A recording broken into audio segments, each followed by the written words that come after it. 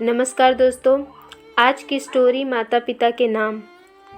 एक पति पत्नी के जोड़े को 2 बच्चे हुए, दोनों ही बेटे। माँ बाप ने इन दोनों ही बच्चों को खूब प्यार से पाला पोसा, पढ़ाया लिखाया, बड़ा किया और इस काबिल बनाया कि अच्छी नौकरी कर सके, समाज में अच्छा जीवन व्यतीत कर सके।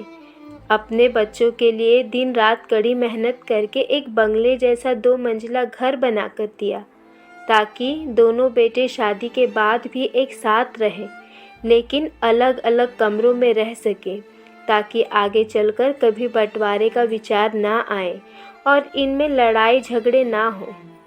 दोनों बेटे को अच्छी नौकरियां लग गई, दोनों की ही शादी हो गई।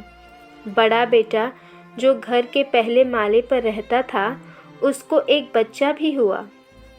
पोते का मुंह देखकर दादा दादी बहुत खुश हुए। सब ठीक चल रहा था, लेकिन थोड़े ही दिनों बाद बूढ़े पिता की मौत हो गई। जब तक पति जिंदा था, दोनों बेटे और बहू माँ का सम्मान किया करते थे। जैसे ही पति मर गया, दोनों बेटे और बहुएं हर दिन माँ की सेवा करना तो दूर, माँ को हर दिन खाना खिलाने के लिए भी राजी ना थे। दोनों बेटे और बहुओं ने मीटिंग की, तय किया कि माँ को खाना खिलाने की जिम्मेदारी बांट ली जाए, यानी 15 दिन बड़ा बेटा और 15 दिन छोटा बेटा माँ के खाने की जिम्मेदारी लेगा। जिन बेटों को बिना रात दिन देखे भूखा ना होते हुए भी मनचाहा खाना हमेशा खिलाने के लिए जो माँ तैयार रहती थी, अब उसी माँ को बेटों के यहाँ पर दिन के हिसाब से खाना दिया जाता था। माँ का दिल बड़ा था। माँ को इस बात की खुशी थी कि वह जैसे भी हो अपने बेटों के साथ रह रही है, और इसी खुशी के कारण बेटों के द्वारा दी गई रूखी सूखी भी उनको किसी पकवान से कम ना लगती। लेकिन दुर्भाग्य की बात तब हो जाती जब किसी महीने में 31 का दिन आता और उस दिन माँ को भूखा ही रहना पड़ता। एक बार जब बड़े बेटे के यहाँ 15 दिनों तक की खाना खाने की बारी चल रही थी, तब बड़ा बेटा अपनी बीवी और बच्चे के साथ कहीं बाहर किसी फंक्शन में जा रहा था। बड़े बहू ने माँ से कहा, माँ जी, आज खाना नहीं बनाया है, हम बाहर जा रहे हैं, वहीं खाएंगे, आप अपने लिए कुछ पका लेना और खा लेना। बूढ़ी माँ ने कहा, लेकिन बेटा मुझे तो गैस चलाना नहीं आता। बहू ने कहा, तो फिर ऐसा कीजिए कि पास वाले मंदिर में भंडारा लगता है, आप वहीं जाकर खा लीजिए, तो आपको गैस चलाने की ज़रूरत ही नहीं पड़ेगी। पास में ही खड़ा बेटा और पोता यह सब सुन रहे थे, लेकिन कोई कुछ न बोला। बूढ़ी माँ को भूखा ही छोड़कर बेटा और बहू फंक्शन में निकल गए।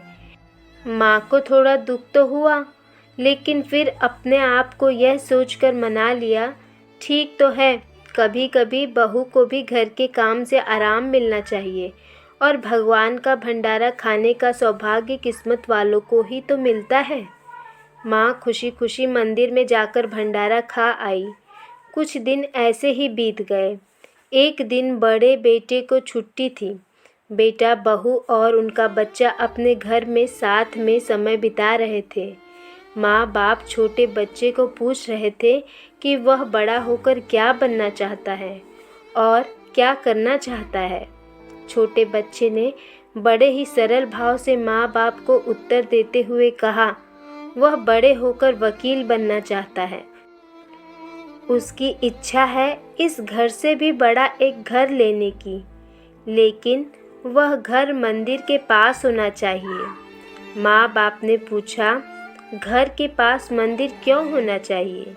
तब बच्चा माँ बाप से कहता है, घर के पास मंदिर इसलिए होना चाहिए ताकि जब मैं बड़ा होकर किसी फंक्शन में बाहर जाऊं, तो आप दोनों को ज़्यादा तकलीफ ना हो। मंदिर नज़दीक रहेगा तो आपको ज़्यादा दूर जाकर भंडारा नहीं खाना पड़ेगा। मासूम बच्चे का ऐसा जवाब सुनकर दोनों के ही पैरों तले जमीन खिसक गई। उन्हें अपनी गलती का एहसास अब जाकर हुआ था। जो उनके 5 साल के बेटे ने पहले ही कर लिया था। दोस्तों, इस दुनिया के हर माँ बाप यह सोचकर अपने बच्चों को बड़ा करते हैं कि वह उनके बुढ़ापे की लाठी बनेगा, ना कि वह लाठी बनकर उसके ही पीठ पर बरसेगा। कर्म का चक्र निरंतर घूमता रहता है। दोस्तों, आज जो तुम दूसरों के साथ कर रहे हो, आगे चलकर तुम्हारे साथ वही होगा, ये तय है। इसलिए हमेशा याद रखो कि दूसरों के साथ वैसा ही बर्ताव करो जैसा तुम चाहते हो कि बाकी लोग तुम्हारे साथ करें।